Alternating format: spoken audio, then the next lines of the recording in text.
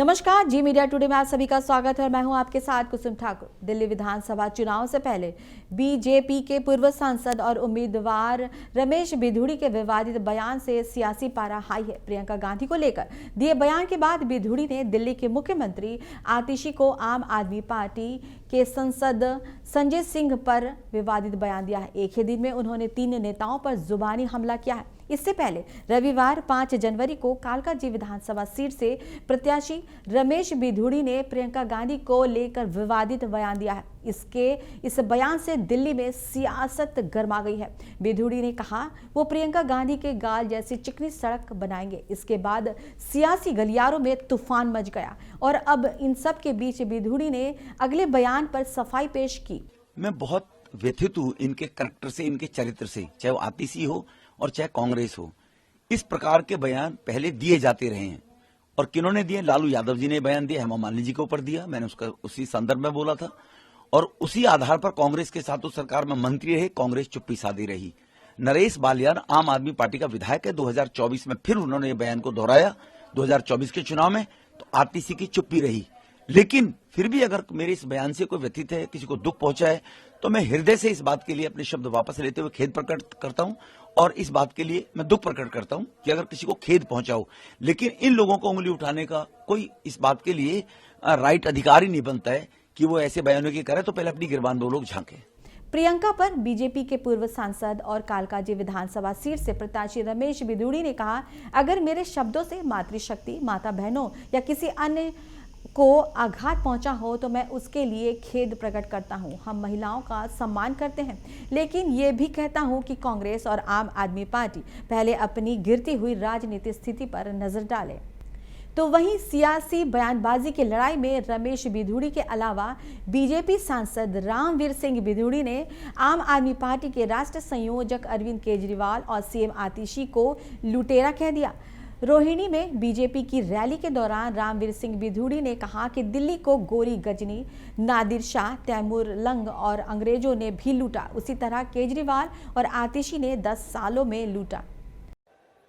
आज की ये भीड़ इस बात की गवाही दे रही है कि दिल्ली विधानसभा के चुनाव में भारतीय जनता पार्टी के कम से कम 60 उम्मीदवार चुनाव जीतकर दिल्ली विधानसभा में जाएंगे और दिल्ली में मोदी जी के आशीर्वाद से भारतीय जनता पार्टी की सरकार बनेगी। आज दिल्ली के लोग बूंद बूंद पानी के लिए तरस रहे हैं। आज दिल्ली में पब्लिक ट्रांसपोर्ट सिस्टम पूरी तरह से कोलैप्स हो गया है।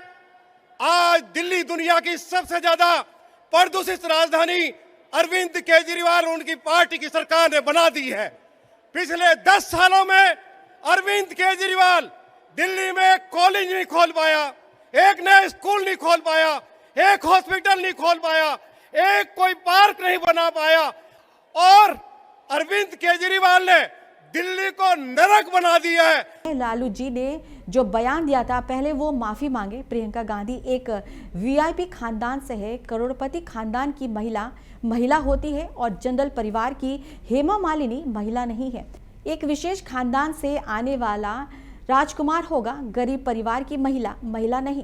कांग्रेस लालू से माफी मंगवाए, केवल वही महिला होती है। अगर कांग्रेस गलती सुधारेगी तो हम भी सुधार लेंगे। 24 में बोला, उसको दोहराया और हेमा जी के बारे में लालू जी जो इनकी सरकार में मंत्री रहे हैं वो माफी मांगे। वो हेमा जी के बारे में जो लालू जी अलायंस में चलते हैं, ये हेमा जी के बारे में अगर बोला है ऐसे अपशब्द, और प्रियंका गांधी एक विशेष वीआईपी कल्चर खानदान से है। क्या करोड़पति की एक खानदान की बेटी तो महिला है और एक जनरल परिवार से निकलने वाली हेमा मालिनी वो महिला नहीं है? वो महिला नहीं है। एक खानदान विशेष से निकलकर आने वाला नेहरू खानदान का परिवार राजकुमार होगा, महिला होगी।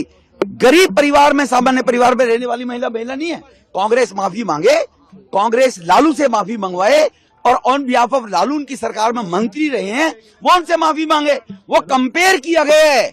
जैसा कोई आगे से बोलेगा, प्रधानमंत्री के पवन खेड़ा जी जो रफूगर हैं कांग्रेस के, जो केवल चाटुकारिता का कारण राजनीति में है, शीला जी के जमाने में सबको मालूम है कैसे दलाली के करते थे। मैं उनसे पूछना चाहता हूं, पवन खेड़ा जी से, प्रधानमंत्री जी की पिताजी के बारे में जो टिप्पणी की पवन खेड़ा माफी मांगे, ये पहले माफी मांगने की, वरना जिस प्रकार की भाषा का उपयोग करेंगे। ये भारतीय जनता पार्टी महिला विरोधी है, ये जग जाहिर है। और ये बहुत चिंता की बात है कि इसी भारतीय जनता पार्टी के हाथ में दिल्ली की सुरक्षा व्यवस्था है। रमेश बिधूड़ी जी की टिप्पणी ये दिखाती है कि भारतीय जनता पार्टी की क्या मानसिकता है। अगर भारतीय जनता पार्टी के नेता, भारतीय जनता पार्टी के पूर्व सांसद, भारतीय जनता पार्टी के विधानसभा प्रत्याशी महिलाओं के प्रति ये राय रखते हैं, तो कैसे भारतीय जनता पार्टी दिल्ली की महिलाओं को सुरक्षा देगी? और मुझे ये लगता है कि ना सिर्फ कालका जी के लोग, बल्कि दिल्ली की जनता और दिल्ली की महिलाएं रमेश बिधूड़ी जी की इस टिप्पणी का, इस मानसिकता का आने वाले चुनाव में भारतीय जनता पार्टी को मुंहतोड़ जवाब देंगे। रमेश बिधूड़ी ने आगे पवन खेड़ा पर हमला करते हुए कहा कि पवन खेड़ा किस तरह की राजनीति करते हैं। प्रधानमंत्री के बारे में टिप्पणी को लेकर माफी मांगे। जिस प्रकार की भाषा इस्तेमाल करोगे तो ईंट का जवाब पत्थर से देंगे। के जमाने में सबको मालूम है कैसे दलाली के करते थे। मैं उनसे पूछना चाहता हूं, पवन खेड़ा जी से, प्रधानमंत्री जी की पिताजी के बारे में जो टिप्पणी की, पवन खेड़ा माफी मांगे। फिलहाल अभी के लिए इतना ही, मुझे दीजिए इजाजत। तब तक के लिए आप देखते रहिए जी मीडिया टुडे। धन्यवाद।